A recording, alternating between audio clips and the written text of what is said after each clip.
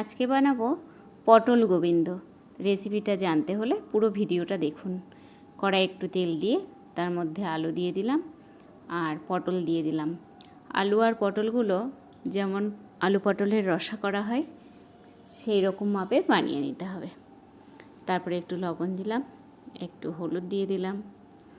এবার এটাকে ভালো করে নাড়াচাড়া করে ভাজা ভাজা করতে হবে। লবণ হলুদটাকে ভালো করে মিশিয়ে নিলাম। অনেকক্ষণ নেড়ে চেড়ে ঢাকা দিয়ে দিয়ে নাড়তে হবে।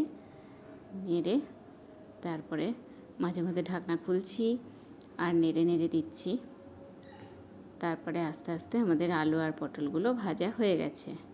আমি এবার এগুলোকে কড়াই থেকে তুলে নেব।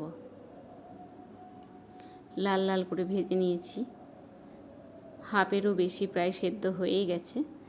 তারপরে এবার কড়াইয়ে আমি দিয়ে দিলাম 2 চামচ ঘি। তার মধ্যে গোটা গরম মশলা, এলাচ, দারচিনি, লবঙ্গ আর তেজপাতা দিয়ে এটাকে এবার ভাজবো। তার মধ্যে দিয়ে দেবো 1 মুঠ ভাঙা কাজুগুলো দিয়ে দিলাম। এবার ভালো করে নেড়ে চেড়ে মশলাটা, কাজু বাদামটা ভাজা ভাজা করব।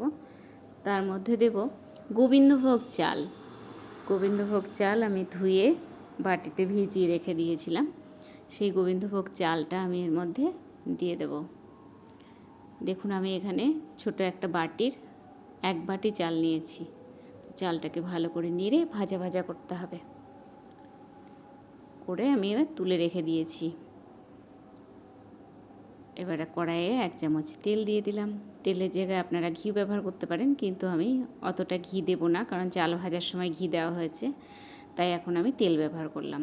তেলের মধ্যে গোটা গরম মশলা দিয়ে দিলাম, এলাচ, দারচিনি, লবঙ্গ, তেজপাতা ছিঁড়ে দিয়েছি আর একটু জিরে দিয়েছি।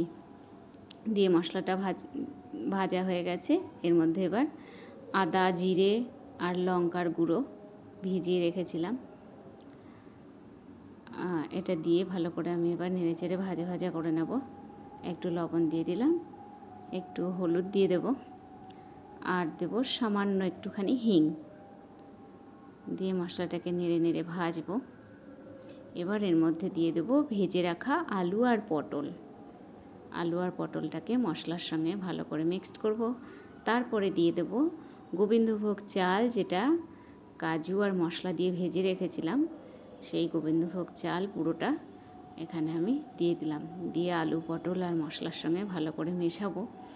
মেশানোর পরে এর মধ্যে দেব এবার যে বাটিতে গোবিন্দভোগ চাল নিয়েছিলাম, 1 বাটি চাল নিয়েছি, তাই সেই বাটিরই 2 বাটি জল দিতে হবে। 2 বাটি জল দিয়ে দিয়েছি।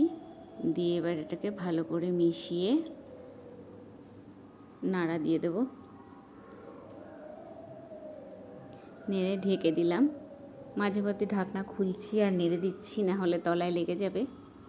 তো জলটা পুরোটা টেনে গেছে, এটা একদম শুকনো পোলাওর মতো হয়ে গেছে।